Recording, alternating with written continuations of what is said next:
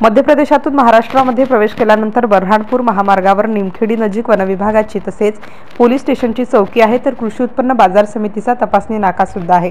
दिनांक 9 मार्चच्या संध्याकाळी 8 वाजताच्या सुमारास मध्य प्रदेशातून आलेला एक ट्रक क्रमांक MHBG 8435 वनविभागाचे बॅरिगेड्स तोडून निमखेडीकडे आला। त्यानंतर त्या ट्रकने तपासणी नाका सुद्धा तोडला। हा ट्रक जळगाव जामोदकडे भरधाव वेगाने निघाला होता।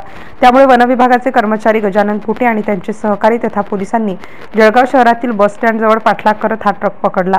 ट्रकचा पाठलाग करताना वनविभागाचे चालक गजानन कुटे हे थोड्या प्रमाणात जखमी झाल्याचे वृत्त आहे।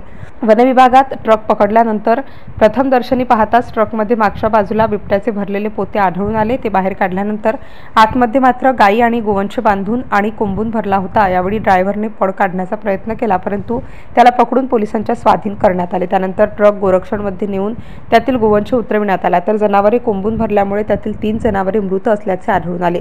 ट्रकमध्ये 44 गुर्हे व 2 गायी होत्या। यातील काही जनावर जखमी झाले होते, त्यामुळे तात्काळ पशुवैद्यकीय डॉक्टरांना पाचारण करून जखमी जनावरांवर उपचार करण्यात आले।